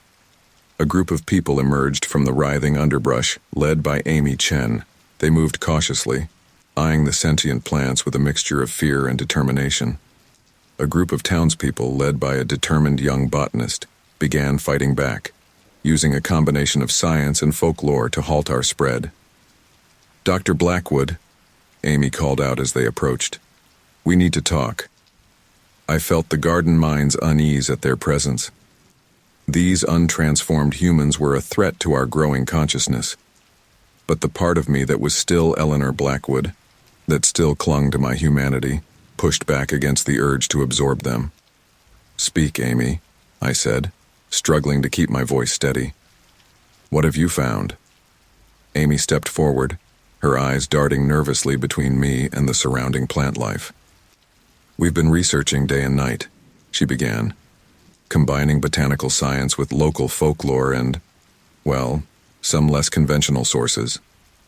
She pulled out a tablet, tapping on the screen to bring up a series of complex diagrams. "We believe the spread is tied to the collective consciousness you've tapped into. It's like a psychic network, using the plants as conduits. If we can disrupt that network, we might be able to reverse the transformation." Their efforts sent shockwaves of pain through our collective consciousness, and I found myself torn between relief and anger. "No." The cry tore from my throat, a mixture of my voice and the anguished wail of countless others. The plants around us writhed in agitation, vines reaching menacingly towards Amy and her team. James stepped between us, his hands raised in a placating gesture. "Eleanor, please. We have to at least consider it. Look at what's happening to our town, to you." I felt a war raging inside me. The garden mind recoiled at the thought of being silenced, of losing the connection we'd forged. But my human side longed for an end to this overwhelming fusion of consciousnesses. "How?" I finally managed to ask. "How would you do it?" Amy's face lit up with cautious hope. She launched into an explanation involving a combination of targeted herbicides, electromagnetic pulses, and a ritual, she finished, looking slightly embarrassed. "I know it sounds crazy, but we found references in local folklore to a ceremony that was once used to calm angry spirits. We think, combined with the scientific approach, it might just work." As they unearthed more of the town's hidden history, I felt the spirit's anguish at long-buried secrets coming to light. Memories that weren't my own flooded my mind, glimpses of ancient ceremonies of people long dead performing rituals to appease the earth. I saw the land as it once was, untouched by modern development, teeming with a different kind of life. "The land remembers," I whispered, my voice echoing with centuries of memory. "It was alive long before we built our towns and cities. We forgot how to listen." Amy nodded eagerly. "Exactly. That's what we've been missing. This isn't just about science or just about spirituality. It's about finding a balance, reconnecting with the land in a way that doesn't consume us." As she spoke, I felt a shift in the garden mind. The anger and fear began to subside, replaced by a cautious curiosity. The spirits of the forgotten dead, whose memories and consciousnesses had become intertwined with the plants, seemed to stir with recognition. "Tell me more," I said, feeling the weight of centuries pressing down on me. "Tell me about this ritual." As Amy explained the details of their plan, I found myself nodding along. It made sense, in a way that transcended logical understanding. This was old knowledge, earth knowledge, the kind of wisdom that had been lost in our rush towards progress and modernity. But even as hope began to bloom within me, I felt a surge of resistance from the garden mind. The vines at my feet began to writhe more violently, and I heard whispers of dissent rustling through the leaves. No, a voice that was not quite my own hissed. We will not be silenced again. We will not be forgotten. The plants around us surged forward, tendrils wrapping around Amy and her team. I saw fear flash in their eyes as they were lifted off their feet, the vines beginning to pull them into the writhing mass of vegetation. "Eleanor, stop!" James cried out, grabbing my arm. "This isn't you. Fight it." His touch sent a jolt through me, a reminder of my humanity. With a tremendous effort, I pushed back against the garden mind's influence. "Enough!" I shouted, my voice booming with otherworldly power. The plants froze, then slowly retreated, gently lowering Amy and the others to the ground. I turned to the shaken group, my wooden features contorting with the effort of maintaining control. "I'm sorry," I said softly. It's hard to let go, to face the possibility of being forgotten again." Amy, brushing leaves from her hair, looked at me with a mixture of fear and compassion. "We're not trying to erase you," she said gently. "We're trying to find a way for the past and present to coexist without one consuming the other." Her words resonated through the garden mind, stirring up a whirlwind of emotions and memories. I felt the collective consciousness fracturing, individual identities reasserting themselves in a cacophony of voices. In a moment of clarity, I realized that our grotesque transformation was born not just from a desire for recognition, but from the town's willful forgetting of its past. "You're right," I said, my voice thick with emotion. We went too far. In our desperation to be remembered, we nearly destroyed everything." James squeezed my shoulder, a gesture of support that felt both foreign and achingly familiar to my transformed body. "It's not too late, Eleanor. We can still make this right." I nodded, feeling a resolve settle over me. "Tell us what to do, Amy. How do we begin?" Amy's face lit up with determination. She began outlining their plan, a combination of carefully formulated herbicides to weaken the plant's hold, electromagnetic pulses to disrupt the psychic network, and a ritual that would acknowledge the spirits of the land and the forgotten dead. As she spoke, I felt the garden mind listening, considering. There was still resistance, still fear of being lost again. But there was also a growing understanding, a recognition that this couldn't continue. "It won't be easy," Amy warned. "The transformation has spread far and it's deeply rooted. It will take time and it might be painful." I nodded, feeling the weight of responsibility settling on my shoulders. "I understand. Whatever it takes, we have to try." As the resistance grew stronger, I felt our garden mind fracturing, individual identities reasserting themselves in a cacophony of emotions and memories. The next few days were a blur of activity. Amy and her team set up equipment around the town, preparing for the massive undertaking of reversing the transformation. The untransformed residents of Millbrook, who had been hiding in fear, began to emerge, ready to reclaim their home. I felt every step of the process, every application of the herbicide a burning sensation across my transformed body. The electromagnetic pulses sent shockwaves through the collective consciousness, causing a disorienting fragmentation of memories and identities. But it was the ritual that had the most profound effect. As Amy led the townspeople in the ancient ceremony, acknowledging the spirits of the land and the forgotten dead, I felt a shift in the very fabric of reality. Names long forgotten were spoken aloud. Stories long buried were brought to light. With each acknowledgement, each remembrance, I felt the garden mind's grip loosening. Margaret O'Brien, midwife and healer, 1795-1832, Amy intoned, her voice carrying on the wind. "We remember you." I felt a surge of emotion, gratitude, relief, a sense of finally being seen. As Margaret's consciousness separated from the collective, finding peace in being acknowledged. Thomas Wainwright, carpenter and father of 5, 1810-1845, came another voice.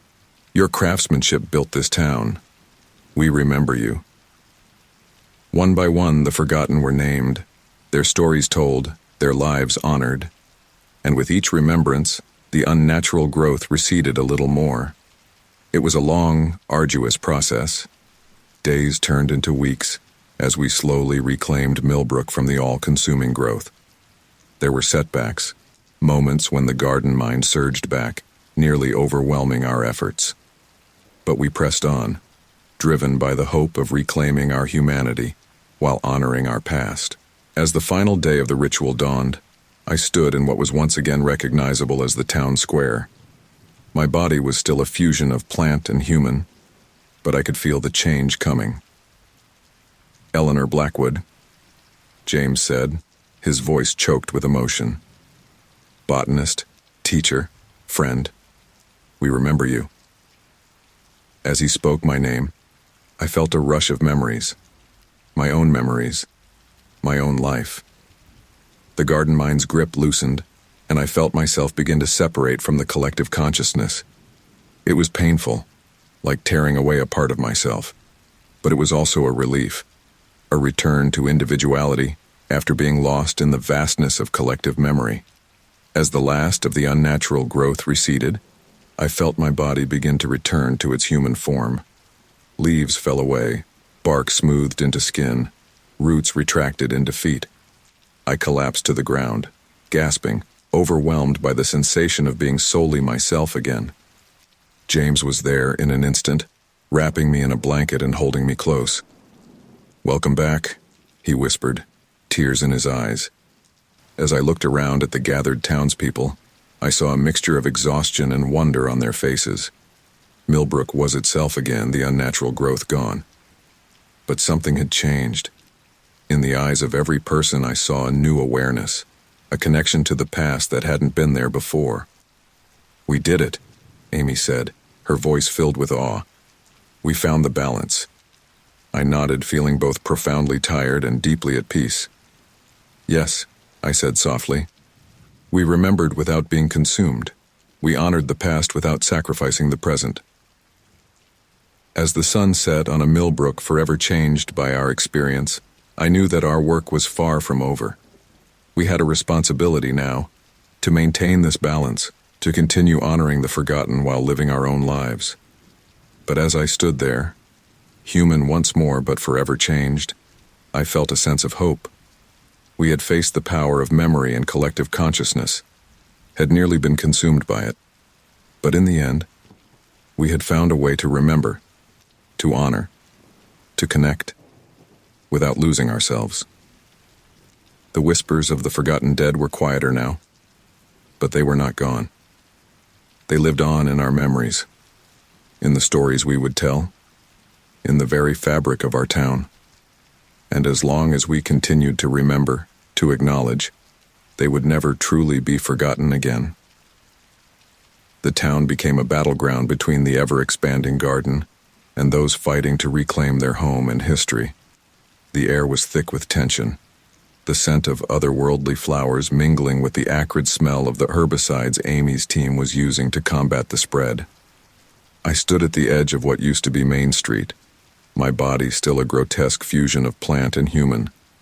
The vines that had become part of me writhed in agitation, sensing the threat to our collective consciousness. James approached, his face etched with worry. "Eleanor," he said softly, "how are you holding up?" I turned to him, feeling the weight of countless souls pressing against my mind. It's hard, James. Part of me wants this to end, to go back to normal. But another part," I trailed off, unable to put into words the overwhelming desire to maintain our connection to the past. James nodded, understanding in his eyes. "I know, but we have to keep fighting. For the town, for you, for everyone who's been consumed by this thing." As if in response to his words, a nearby tree suddenly sprouted a face, its bark twisting into agonized features. "Don't silence us," it wailed in a voice that sounded like rustling leaves. "We've only just found our voice." I felt a surge of sympathy, the garden mind's influence threatening to overwhelm me again. But James's hand on my arm anchored me, reminding me of my humanity. "We're not trying to silence you," I said to the tree, my voice trembling. "We're trying to find a balance, a way for the past and present to coexist without one consuming the other." Across town, the battle raged on. Amy and her team worked tirelessly, applying their combination of science and ritual to push back the unnatural growth. But for every patch of land they reclaimed, the garden seemed to surge forward elsewhere, more aggressive than ever. I struggled within our shared consciousness, trying to communicate the truth to both sides, seeking a way to honor the past without destroying the present. "Listen to me," I pleaded with the collective mind that had become part of me. "We can find another way. We don't have to consume everything to be remembered." But the garden mind was scared, desperate. It had tasted consciousness, had experienced the power of memory, and it didn't want to let go. I felt its fear, its determination, as it pushed back against our efforts. Suddenly, a commotion near the old church caught my attention. A group of townspeople, led by Reverend Michaels, was attempting to reclaim the building from the vines that had engulfed it. "This is a house of God," the Reverend shouted, wielding a cross in one hand and a bottle of holy water in the other. "You will not desecrate it with your unnatural growth." As he spoke, he sprinkled the holy water on the vines covering the church steps. To everyone's shock, the plants recoiled, hissing as if in pain. I felt the garden mind's surprise and anger. Without thinking, I found myself moving towards the church, drawn by the collective will of the consciousness within me. "Eleanor, no," James called out, but his voice seemed distant, unimportant. As I approached, Reverend Michaels turned to face me, his eyes widening in horror at my transformed appearance. "Good Lord," he whispered. "Eleanor, is that you?" I nodded, feeling the full force of the garden mind's will coursing through me. "Reverend," I said, my voice resonating with countless others, "you don't understand what you're doing. These plants, these growths, they're not just vegetation, they're memory, history, the voices of those long forgotten." The Reverend hesitated, confusion replacing the determination in his eyes. "What do you mean, Eleanor?" I gestured to the church behind him. "This land has a history far older than this building. There are stories here, lives lived and lost, that were never acknowledged. We're giving them a voice." As I spoke, the vines covering the church began to move, forming shapes and patterns. To our astonishment, they began to depict scenes. Native people who had lived on this land centuries ago, early settlers, moments of joy and tragedy that had long been forgotten. The townspeople gathered around, watching in awe as their town's hidden history played out before their eyes. "You see?" I said, feeling a surge of pride and vindication. "This is what we're fighting for. To remember. To acknowledge." But even as I spoke, I saw the fear in their eyes. The awe was tinged with horror at the unnatural display, at the way the very fabric of their reality was being warped and changed. Reverend Michaels shook his head, raising his cross once more. "This isn't right, Eleanor. This isn't how we're meant to remember. Our history, our faith, it lives in our hearts and minds, not in some monstrous growth." As he spoke, he flung the remaining holy water at me. I screamed as it made contact, feeling as if my very being was being torn apart. The garden mind recoiled, its grip on me weakening for a moment. In that instant of clarity, I saw the truth of what we had become. We had started with noble intentions, to give voice to the voiceless, to remember the forgotten. But in our quest for acknowledgement, we had become something monstrous, consuming rather than preserving. As the conflict reached its peak, I felt a surge of energy as long-forgotten names were spoken aloud for the first time in generations. Amy's voice cut through the chaos. She had climbed to the top of the church steps, her face streaked with dirt and determination. "Everyone listen," she shouted. "This isn't about choosing sides, it's about finding balance." She began to recite names and stories, details of lives long past that she and her team had uncovered in their research. With each name spoken, each story told, I felt a shift in the garden mind. The desperate, consuming hunger began to subside, replaced by a sense of peace, of being heard. Margaret O'Brien, midwife who saved countless lives during the cholera epidemic of 1832. Thomas Wainwright, carpenter who built half the houses in Old Millbrook with his own 2 hands. Annika Rasmussen, schoolteacher who taught 3 generations of Millbrook children to read and write. As Amy continued, more voices joined in. Townspeople began to call out names and stories they remembered from family legends, from old documents, from half-forgotten tales passed down through generations. The act of remembrance sent shockwaves through our being, and I sensed the possibility of peace and release for the troubled spirits. I felt the change rippling through me, through the entire town. The unnatural growth began to recede, not disappearing entirely, but shrinking, becoming more manageable. The faces in the trees softened, the voices in the wind grew quieter, but they didn't vanish completely. In a moment of shared epiphany, both the living and the dead realized that acknowledgement, not vengeance, was the key to healing. I fell to my knees, overwhelmed by the emotions coursing through me. Relief, sadness, a profound sense of release. James was at my side in an instant, supporting me as my body began to shift, the plant matter receding, my human form re-emerging. "Eleanor," he said softly, hope and fear mingling in his voice. "Are you? I looked up at him, tears streaming down my face. "Yes," I whispered. "And no. I'm me. But I remember them, James. All of them. Their lives, their stories. They're a part of me now." Around us, the town was transforming. The overwhelming, all-consuming growth was gone, but traces remained. Trees still bore hints of faces in their bark. Flowers bloomed in patterns that seemed to spell out names and dates. But it was no longer threatening, no longer consuming. Instead, it felt like a living memorial, a gentle reminder of the past that coexisted with the present. Reverend Michaels approached cautiously, his earlier fear replaced by a look of wonder. "It's a miracle," he said softly. "A true melding of past and present." Amy joined us, her face alight with excitement despite her exhaustion. "We did it," she said.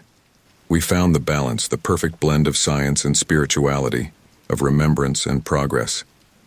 I nodded, feeling a deep sense of peace settling over me. "Yes," I said. "We've given them what they truly wanted, to be remembered, to be acknowledged.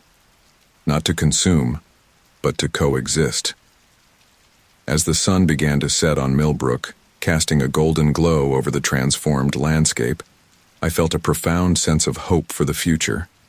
We had faced an impossible situation, had nearly lost ourselves to the overwhelming power of memory and collective consciousness. But in the end, we had found a way to honor our past without sacrificing our present or future. The battle for redemption had been won, not through force or destruction, but through understanding, acknowledgement, and the power of shared stories. As I looked around at the gathered townspeople, I saw a new light in their eyes, a deeper connection to their history, a greater appreciation for the lives that had come before. "What happens now?" someone in the crowd asked. I smiled, feeling the weight of responsibility but also the joy of possibility. "Now," I said, "we remember. We tell their stories. We honor the past while building our future. And we never forget the lesson we've learned, that every life, every story matters and deserves to be acknowledged." As night fell on the transformed Millbrook, I felt a gentle breeze that seemed to carry whispers of gratitude from those long past. We had found our redemption, had forged a new path forward that honored both the living and the dead. And in doing so, we had created something truly remarkable. A town where history lived and breathed alongside the present, where every citizen was a keeper of memories, a teller of tales. The battle was over, but our journey was just beginning. And as I stood there, surrounded by friends both old and new, I knew that whatever challenges lay ahead, we would face them together, with the wisdom of the past and the hope of the future guiding our way. As dawn broke, I found myself slowly regaining my human form, the plants receding as the spirits found peace in being remembered. The first rays of sunlight filtered through the leaves, casting dappled shadows on the ground where I lay, exhausted but profoundly changed. I sat up slowly, my body aching as if I'd run a marathon. Looking down at my hands, I marveled at the sight of my own skin, unmarred by leaves or bark. Yet I could still feel a connection to the earth beneath me, a whisper of the vast consciousness I had been part of. "Eleanor?" James's voice called out softly. He approached cautiously, hope and concern warring in his eyes. "Are you?" "You?" I smiled weakly, reaching out to take his hand. "Yes, James, I'm me, but I'm also more." He helped me to my feet, and together we surveyed the transformed landscape of Millbrook. The overwhelming, monstrous growth was gone, but traces remained. Trees still bore faint impressions of faces in their bark. Flowers bloomed in patterns that hinted at names and dates. The town had found its balance, a living memorial to its past. "It's beautiful," I whispered, tears welling in my eyes. "They're at peace now." James nodded, squeezing my hand. "Thanks to you, Eleanor. You bridged the gap between past and present." As we made our way through the town, we encountered other residents emerging from their homes, blinking in the morning light as if waking from a long dream. Their faces showed a mix of confusion, wonder, and dawning recognition. Sarah, my neighbor, approached us, her eyes wide. "Eleanor, is it really over?" I nodded, feeling a surge of emotion. "Yes, Sarah. The crisis is over, but our journey is just beginning." The town gathered to create a memorial garden, each plant lovingly tended and named for those who had been forgotten. Mayor Thompson stood at the center of what used to be the town square, now a lush garden filled with native plants and flowers. "People of Millbrook," he began, his voice carrying across the assembled crowd. "We have been through an ordeal unlike any in our town's history. We faced the unimaginable, the impossible, but we have emerged stronger, more united, and with a deeper connection to our past." Murmurs of agreement rippled through the crowd. I could see faces etched with a new awareness, eyes that held the weight of generations of memories. "And so," the mayor continued, "we dedicate this memorial garden, not just to those we nearly forgot, but to all who have called Millbrook home, from the first native inhabitants to our newest residents. This will be a place of remembrance, of storytelling, and of growth." As he spoke, people began to step forward, each carrying a small plant or flower. One by one, they planted their offerings, speaking names and sharing snippets of stories as they did. "This rosemary is for my great-grandmother, Esther Klein," an elderly woman said, her voice quavering with emotion. "She survived the journey from the old country and built a life here with nothing but her skills as a seamstress and her indomitable spirit." A young man stepped up next, cradling a small oak sapling. "This is for Chief Wabasha, whose people lived on this land long before Millbrook existed. His wisdom and love for this earth should never be forgotten." I watched with tears in my eyes as the garden took shape, each plant a testament to a life lived, a story remembered. The air was filled with a palpable sense of healing, of wounds long festering finally being acknowledged and tended to. James nudged me gently. "Eleanor, I think it's your turn." Taking a deep breath, I stepped forward, carrying a small pot with a cutting from my original garden, the very plant where this all began. As I knelt to plant it, I felt a surge of memories, not just my own, but those of countless others who had called this land home. "This," I said, my voice carrying clearly across the now silent crowd, "is for all of us. For the Eleanor I was, the Eleanor I've become, and for every soul whose story has become part of our collective memory. May it remind us always of the power of remembrance and the importance of honoring our past while nurturing our future." As I patted the soil around the plant, I felt a gentle warmth spread through me. The connection to the vast consciousness I had experienced was muted now, but not gone. I could still sense the whispers of those long past, but they were no longer desperate cries for acknowledgement. Instead, they felt like gentle reminders, a soft background hum of history and memory. I watched with tears in my eyes as families reconnected with long-lost ancestors, healing generational wounds. People gathered in small groups, sharing stories that had been buried for generations. I overheard snippets of conversation, each one a thread in the rich tapestry of Millbrook's history. "Did you know that your great-great-grandfather and mine worked together on the railroad?" one man was saying to another. They were part of the crew that brought the first train to Millbrook. Nearby, a group of children listened wide-eyed as an elderly woman recounted tales of the town during World War II.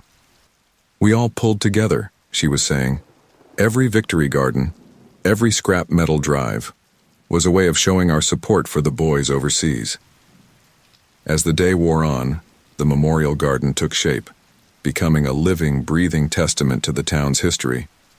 But it wasn't just the past that was being honored. I saw people making plans, discussing ways to preserve these stories for future generations. Amy Chen approached me, her face alight with excitement. "Dr. Blackwood," she said, "we're setting up an oral history project. We want to record as many of these stories as we can, create a digital archive that can be accessed by anyone." I smiled, feeling a surge of pride in this young woman who had played such a crucial role in saving our town. "That's wonderful, Amy. And please call me Eleanor."